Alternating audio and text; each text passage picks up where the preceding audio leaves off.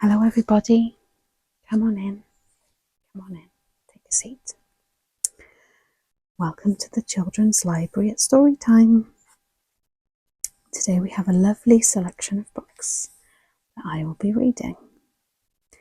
So make yourselves comfortable. There's plenty of room on the sofa here. We have some bean bags if you prefer to sit there.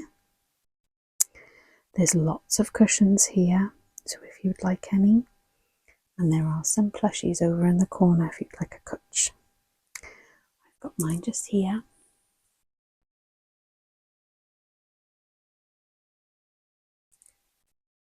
Mr. Frog is sitting next to me.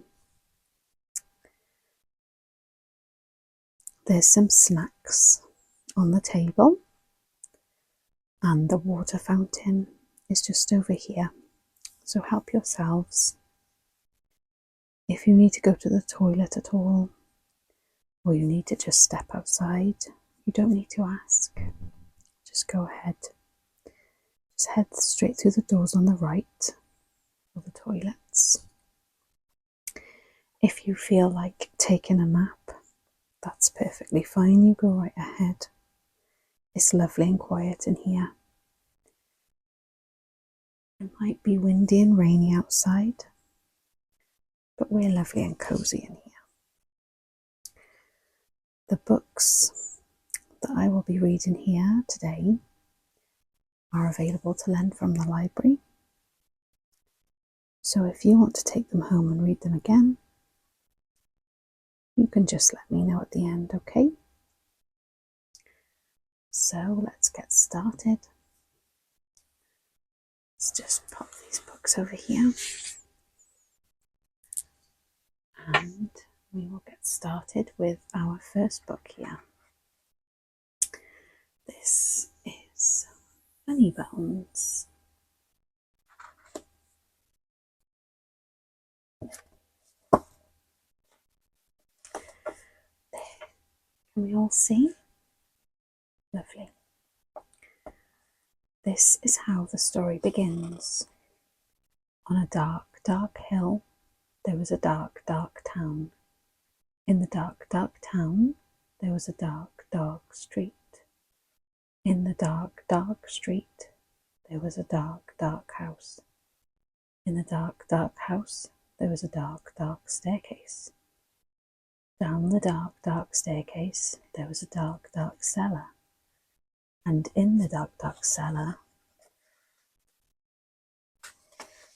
some skeletons lived. There was a big skeleton, a little skeleton, and a dog skeleton. One night, the big skeleton sat up in bed. He scratched his skull. "What shall we do tonight?" he said. "Let's take the dog for a walk," said the little skeleton, "and frighten somebody." "Good idea," the big skeleton said. So the big skeleton, the little skeleton, and the dog skeleton left the dark, dark cellar, climbed the dark, dark staircase, and stepped out into the dark, dark street. They walked past the houses and the shops. They walked past the zoo and the police station.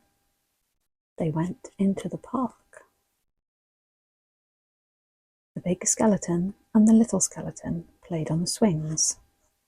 They threw a stick for the dog. Suddenly something happened. The dog skeleton chased the stick, tripped over a park bench, bumped into a tree, and ended up as a little pile of bones. "Look at that," the big skeleton said. "He's all come to pieces. What shall we do now?" "Let's put him together again," the little skeleton said. So the big skeleton and the little skeleton put the dog skeleton together again. They sang a song while they did it. The toe bones connected to the foot bone, the foot bones connected to the leg bone, leg bones connected to the hip bone, hip bones connected to the backbone. Then they got mixed up. "Is that a toe bone?" the little skeleton said. "Where does this one go?" said the big skeleton. When they had finished, the big skeleton said, "That dog looks a bit funny to me." "So he does," said the little skeleton. "We've got his tail on the wrong end, and his head." "Fool," said the dog skeleton. At last, the dog was properly put back together again. The big skeleton and the little skeleton sang another song. These bones can bark again, can run around in the park again, can frighten people in the dark again." The big skeleton scratched his skull. "That reminds me," he said. "We forgot to frighten somebody." "Let's do it on the way home then," said the little skeleton. "Good idea," the big skeleton said. So the big skeleton, the little skeleton, and the dog skeleton left the dark, dark swings, went out into the dark, dark town, and tried to frighten somebody. I wish we had a nice little boy to frighten. I wish we had a nice old lady. The trouble was, there wasn't anybody. Everybody was in bed. Even the policemen in the police station were in bed. Even the animals in the zoo. Of course, the skeleton animals were awake.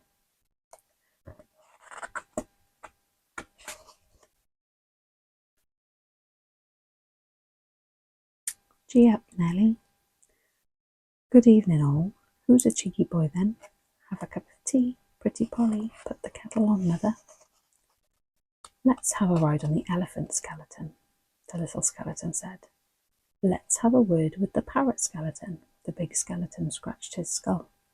"Let's keep out of the way of the crocodile skeleton," he said.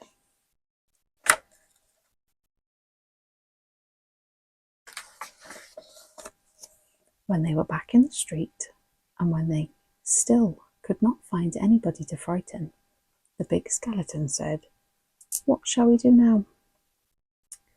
The little skeleton scratched his skull. "Let's frighten each other," he said. "That's better than nothing." "Good idea," the big skeleton said. So after that, the big skeleton frightened the little skeleton. The little skeleton frightened the big skeleton. The big skeleton and the little skeleton frightened the dog skeleton. And the dog skeleton frightened them.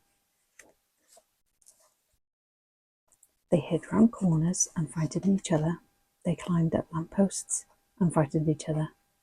They jumped out of dustbins and frightened each other. All the way home. And that is how the story ends. On a dark, dark hill, there was a dark, dark town. In the dark, dark town, there was a dark, dark street. In the dark, dark street, there was a dark, dark house. In the dark, dark house, there was a dark, dark staircase. Down the dark, dark staircase, there was a dark, dark cellar. In the dark, dark cellar, some skeletons lived. They still do.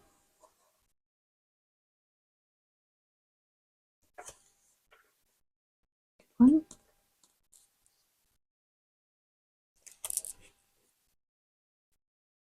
The next book we have here is Frog on the Log.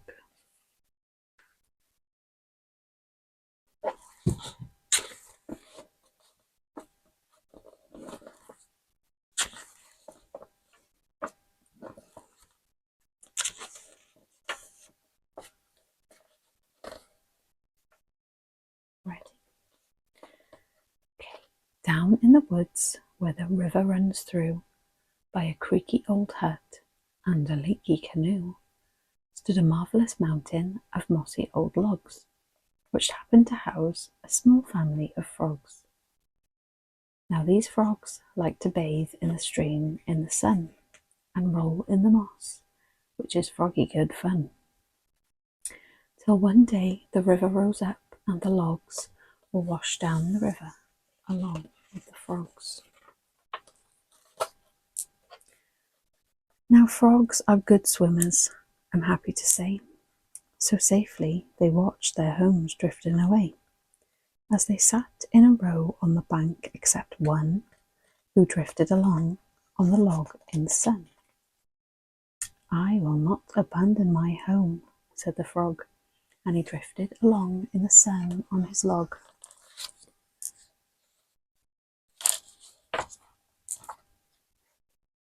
An hour passed by when the frog saw a dog, as he drifted along in the sun on his log. It stood on the bank quietly having a drink in the shade of a tree, and it made the frog think.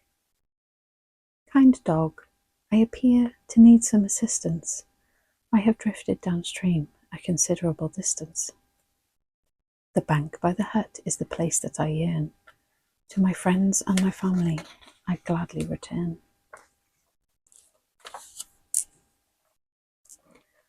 Small frog, said the dog, I would carry you gladly, but wood tends to splinter my mouth rather badly.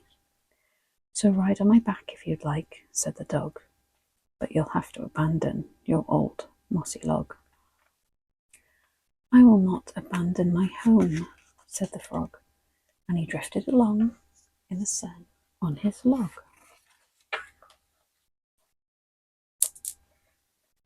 Another hour passed as he drifted along, alone on his log in the heat of the sun, when he happened to spy in a nearby bog the snout and 2 eyes of a mud-loving hog. Dear hog, I appear to need some assistance. I have drifted downstream a considerable distance. The bank by the hut is the place that I yearn. To my friends and my family I'd gladly return.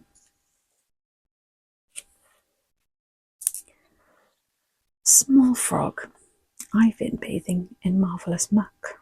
You could cling to my snout, but your log's out of luck. I'm afraid it would simply slip off, sniffed the hog. So you'll have to abandon your mossy old log. I will not abandon my home, said the frog, and he drifted along in the sun on his log.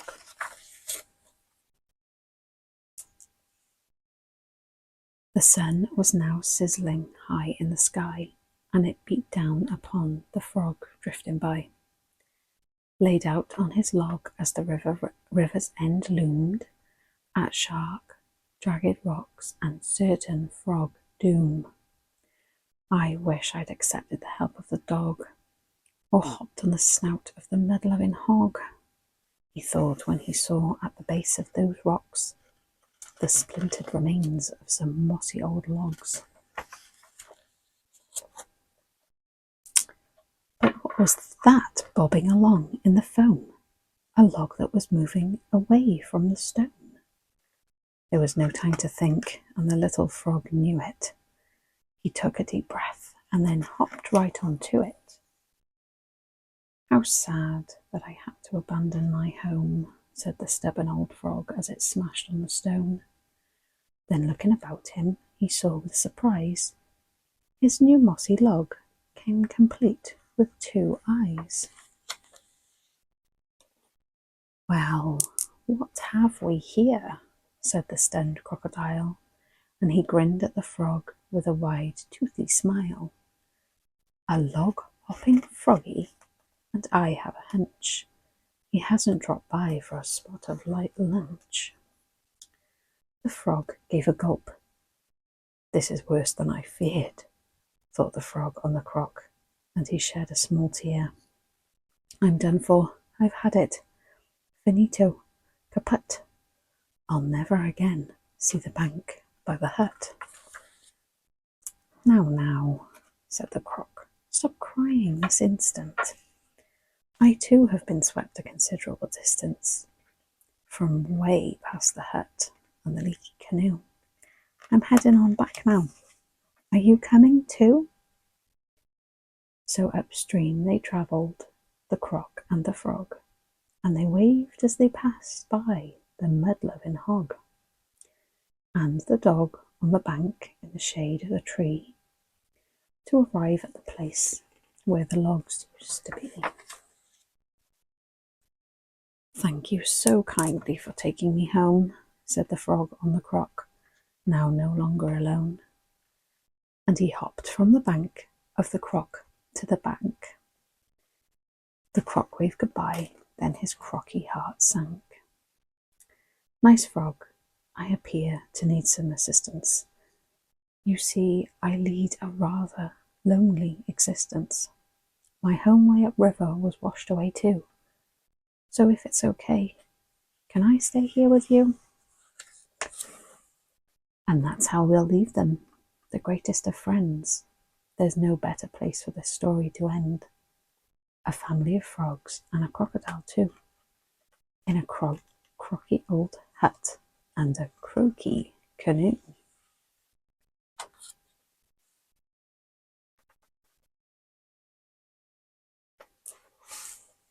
Little froggy jumping.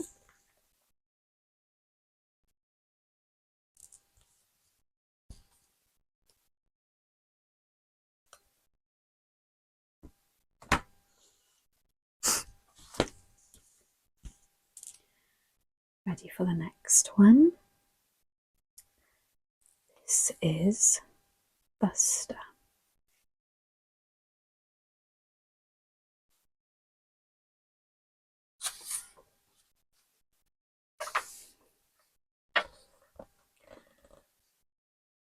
When Buster was 8 weeks old, he had to leave his mother and go off to a new home.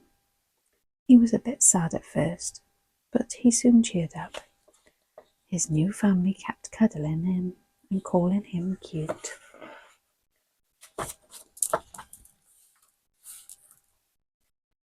As Buster changed from a puppy into a proper little dog, things began to go wrong.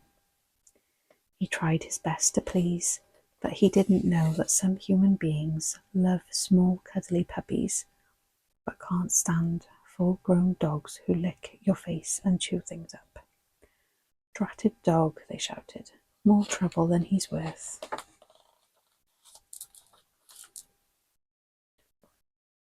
One cold winter's day, his owners took Buster to a part of town where he had never been before.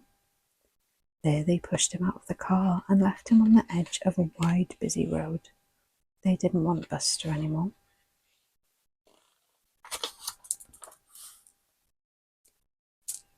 The cars raced by all day and nobody noticed poor Buster. It grew dark and the car headlights shone like huge, fierce eyes. Buster was very frightened. He wanted to go home, but where was home? Without thinking, Buster rushed out into the road. Screech! Crash! 2 cars braked to avoid him, but hit each other. 2 furious heads leaned out of 2 wound-down windows and yelled at the little dog. The angry voices made Buster think of the family who had abandoned him.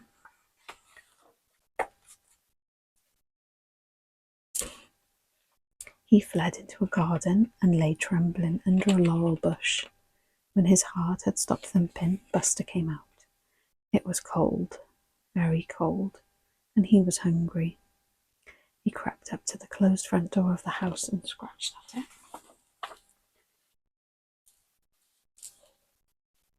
The door opened and a woman peered down at Buster. But before she could say anything, a huge, snarling dog appeared from behind her and thrust its head into Buster's face. "Clear off before I bite you," he growled. "This is my home."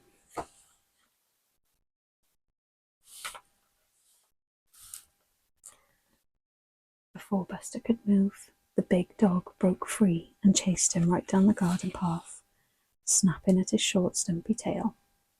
Buster just managed to squeeze through the hole in the hedge before the big dog could attack again.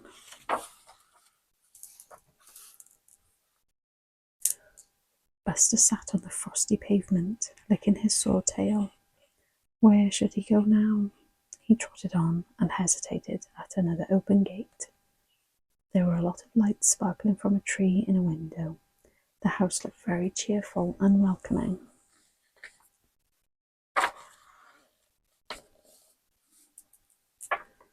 Buster started to walk up the drive, but he didn't get far. Push off, Black Eye. Buster looked up. Sitting on the wall above him was a large tabby cat. My territory, he hissed. Go off. The cat flexed his claws and opened his mouth, showing a set of sharp white teeth. Okay, said Buster. I'll go. Nobody wants me, thought poor Buster. It started to snow, and Buster's fur grew wetter and wetter. His little body shook with the cold. Some people were walking down the road singing. If he could move along with them, they might notice him and take him home.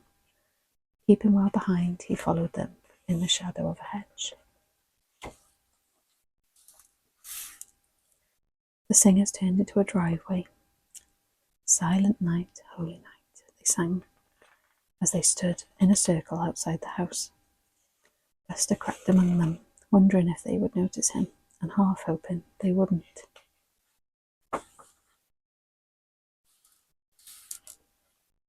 The door opened, and Buster could smell something delicious. He dribbled with hunger. One for each of you, said a voice, and a hand held out a plate of mince pies. Thank you, Mr. Merrydew, said the carol singers. And one for the little dog, he added. The little dog? Everyone turned round and then looked down at their feet. Buster gazed up at them. Hunger pleaded in his eyes. Would they tell him to go away too? Who is he? Where has he come from? He must be a stray. He looks very hungry, said a small girl, and she gave Buster a whole mince pie. He swallowed it in one gulp.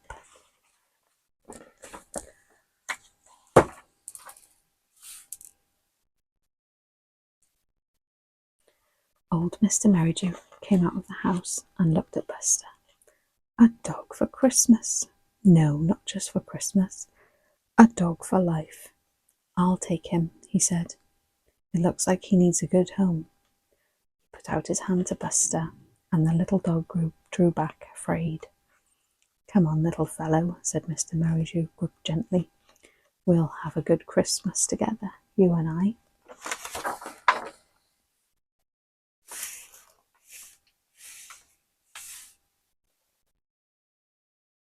Buster lay stretched out in front of the fire, his tummy full and warm at last. Happy Christmas, little dog, said Mr. Merrydew, and welcome to your new home. Woof, said Buster.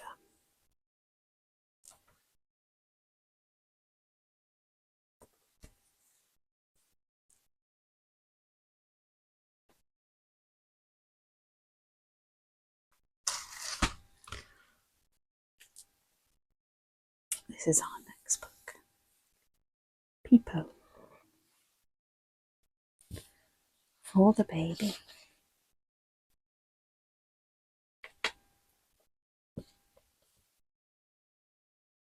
Here's a little baby, 1, 2, 3, stands in his cot.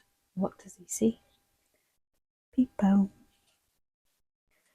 He sees his father sleeping in the big brass bed, and his mother too, with a hairnet on her head. He sees the shadows moving on the bedroom wall, and the sun at the window, and his teddy and his ball. Here's a little baby, 1, 2, 3, sits in his high chair. What does he see? Peepo.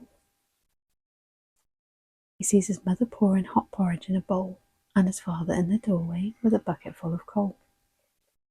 He sees his sister skipping in the yard outside, and his grandma pegging washing on the clothesline to be dried.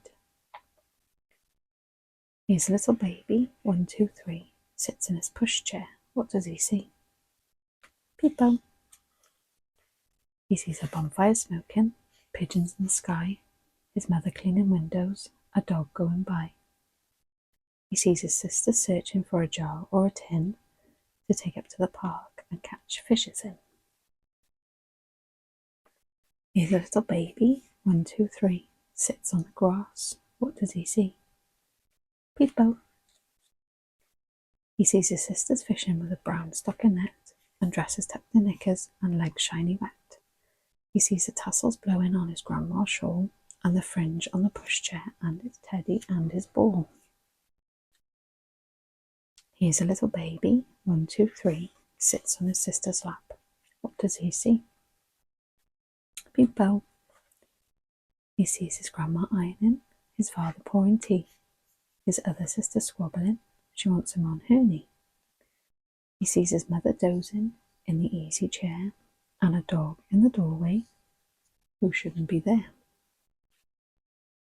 He is a little baby, 1, 2, 3, sits in his bathtub. What does he see? Peep-bo. He sees his father kneeling with his sleeves rolled up and the flan on the table and the soap in a cup. He sees his nightie warming on the oven door, his sisters in the clothes horse, puddles on the floor. He's a little baby, 1, 2, 3, on his way to bed. What does he see? Peep-bo. He sees a landing mirror with his rainbow rim and a mother with a baby just like him.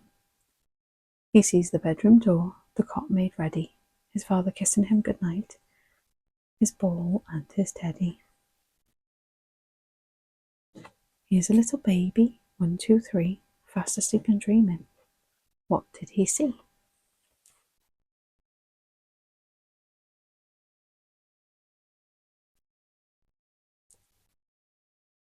That's a lovely one.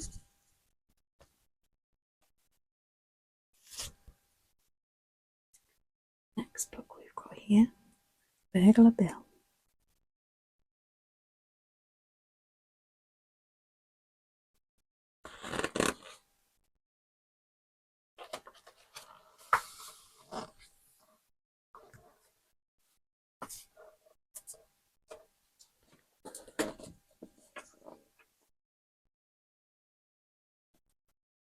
Burglar Bill lives by himself in a tall house full of stolen property.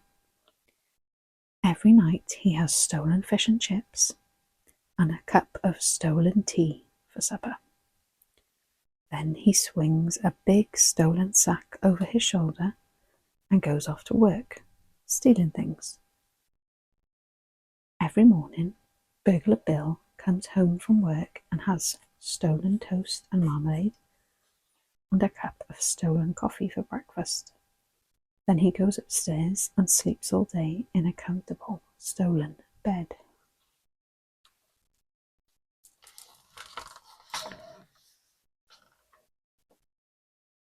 One night, Burglar Bill is working in a little street behind the police station.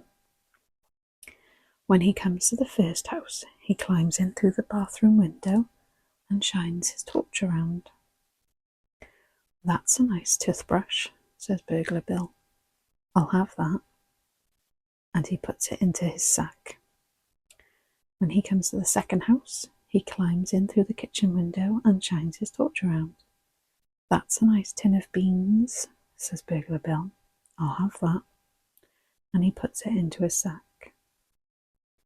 When he comes to the third house, he climbs in through the bedroom window and shines his torch around.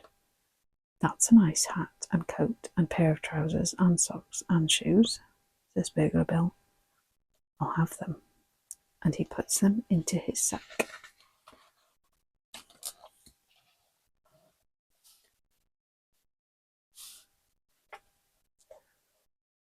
When he comes to the 16th house, he stops. There on the front step is a big brown box with holes in it. "That's a nice big brown box with little holes in it," says Burglar Bill. "I'll have that." In the distance, the town hall clock strikes 5. "Time to stop work," says Burglar Bill. He swings the sack over his shoulder, picks up the box and goes home to have breakfast. After breakfast, Burglar Bill plays with his cat by the fire. Suddenly, he hears a noise. "Sounds like a police car," says Burglar Bill. But the noise is coming from the big brown box, and it's getting louder. Sounds like 2 police cars, says Burglar Bill. He creeps up to the box and raises the lid. Blow me down, he says. It ain't no police cars. It's a baby. Burglar Bill puts the baby on the table. What was you doing in that box, baby? He says, but the baby only keeps on crying. All alone, says Burglar Bill. He pats the baby's little hand. An orphan. But the baby only keeps on crying. Then Burglar Bill says, I know what you want. Grub. Burglar Bill gives an apple to the baby, but the baby cries. He gives a slice of toast and marmalade to the baby, but still the baby cries. He gives a plate of beans and a cup of tea to the baby. The baby eats the beans, throws the cup of tea on the floor and starts to laugh.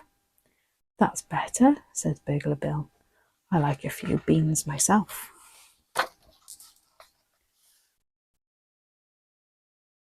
Burglar Bill sits by the fire and wonders what to do. The baby is crying again. He gives the baby a football to play with. The baby throws the football at the cat and keeps on crying. He gives the baby a book to look at. The baby bites a hole in the book and keeps on crying. He sings a song and plays the piano to the baby. The baby cries even louder than ever. He falls off the piano stool and bangs his nose on the floor. The baby laughs and shouts, Again! Again, says Burglar Bill. He rubs his nose. I didn't want to do it the first time.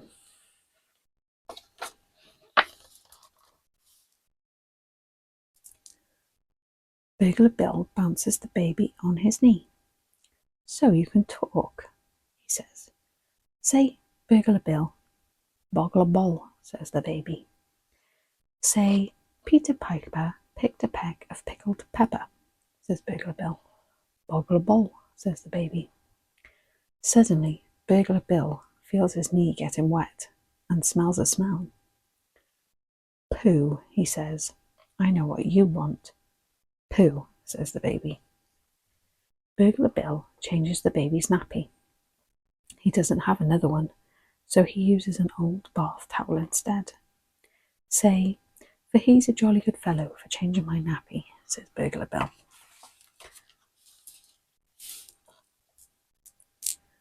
Burglar Bill plays with the baby and shows it round the house. He feeds it again, changes its nappy again, washes its clothes and hangs them on the line in the kitchen. When night comes, he takes the baby for a walk in the park. Say, run for it if you see anybody, says Burglar Bill. Run for it, the baby says.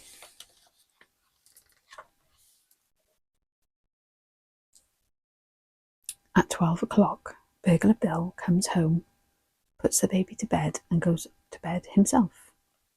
Soon he's snoring softly and dreaming of his childhood days. Suddenly he wakes up. Downstairs there is a noise. It is a noise that Burglar Bill has heard before. The noise of someone opening a window and climbing carefully in. Blow me down, says Burglar Bill. I'm being burgled.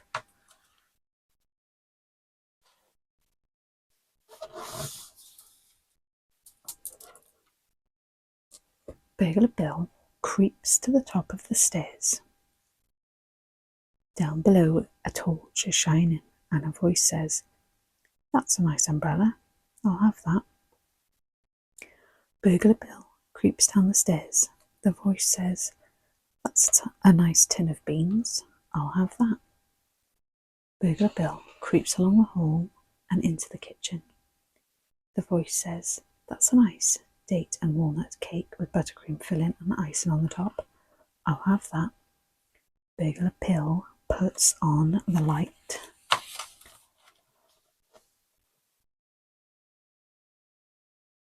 There, with a black mask over her eyes and a hand in the bread bin, stands a lady. Who are you? Says Burglar Bill. I'm Burglar Betty, says the lady. Who are you? Burglar Bill puts on his own mask. "Oh," says Burglar Betty, "I know you. It's Burglar Bill. I seen your picture in the Police Gazette." Then she says, "Look here, I'm ever so sorry breaking in like this. If I'd have known—" "Don't mention it," says Burglar Bill. He holds out his hand. "Pleased to meet you." "Likewise, I'm sure," Burglar Betty says. Burglar Bill makes a jug of cocoa and opens a packet of ginger biscuits. The two burglars sit round the kitchen table. "You married, Bill?" says Burglar Betty. "No," says Burglar Bill. "The right woman never came along." He offers the biscuits to Burglar Betty. She takes one and dips it in her cocoa. "Only I just wondered," she says, "seeing these baby things."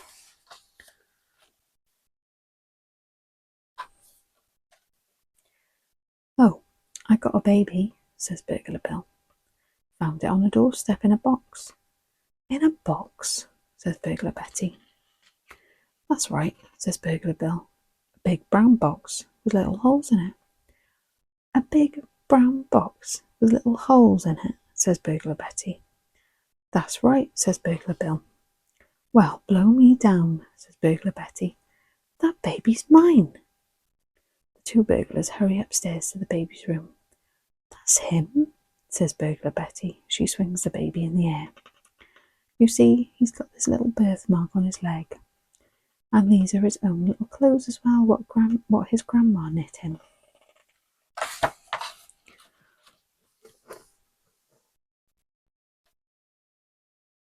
Back in the kitchen, Burglar Bill makes a fresh jug of cocoa and opens a packet of arrowroot biscuits. Meanwhile, Burglar Betty tells him how she lost the baby. "You see, I just left him on that doorstep for a minute while I was burgling the house, and when I came out he was gone. I thought the police had got him. I only thought it was a useful sort of box," says Burglar Bill. "I never knowed there was a baby in there till I got it home." Burglar Betty gets ready to leave. "I suppose your husband'll be glad when you get back," says Burglar Bill. "No, he won't," says Burglar Betty. "I ain't got no husband." She dabs a little hanky to her eyes. "You see, I'm a widow lady."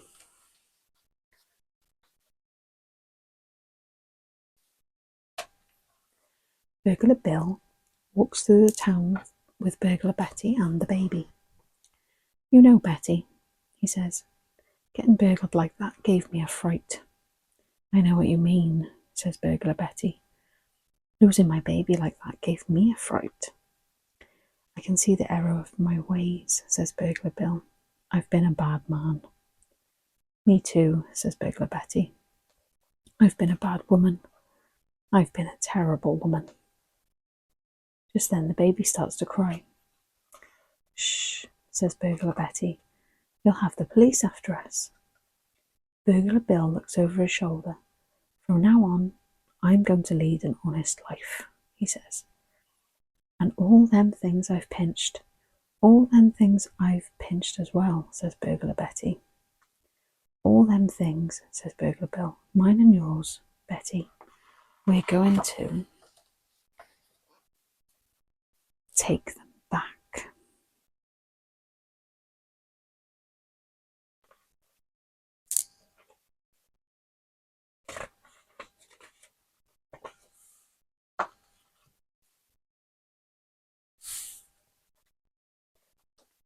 So, Burglar Bill stops being a burglar and after a time starts working as a bread man in the local bakery. Burglar Betty stops being a burglar as well. When spring comes, she sells her house and gives the money to the police benevolent fund. Then she gets married to Burglar Bill. Outside the church, Bill stands with the baby in his arms. "Say, Bakery Bill," he says. "Bakery Bill," says the baby. "Say, for he's a jolly good fellow for marrying my mum," says Bill. "Say, for she's a jolly good fellow for marrying him," Betty says. In the distance, the town hall clock strikes 4. Bill, Betty and the baby leave the church, walk down the little street behind the police station, and go home to have their tea.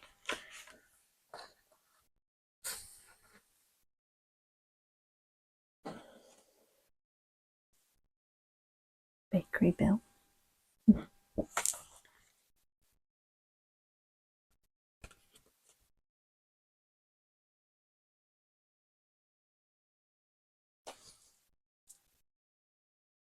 Got time for one last book. And that book is Each Peach, Pear, Plum.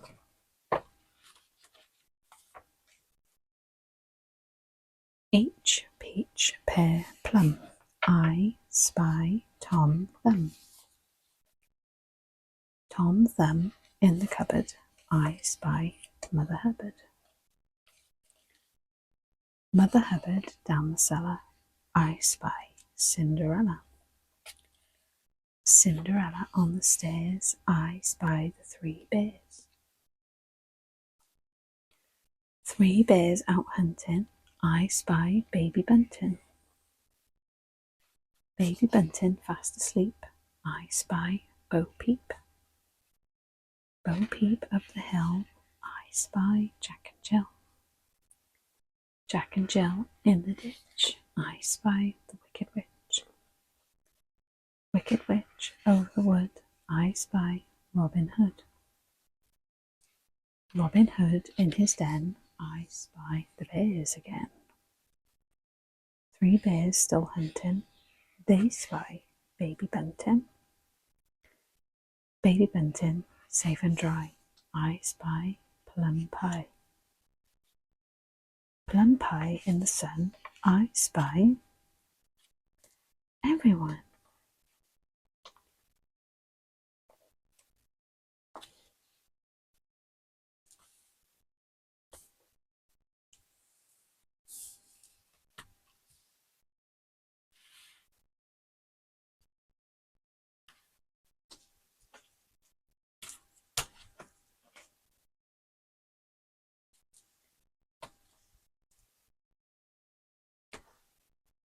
So I hope you enjoyed all these lovely books that we read today.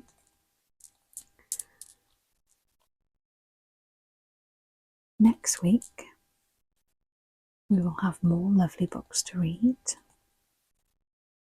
so make sure you do come back for story time at the library.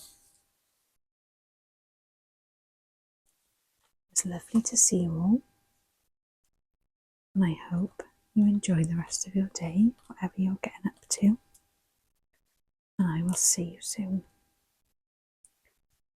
Bye bye.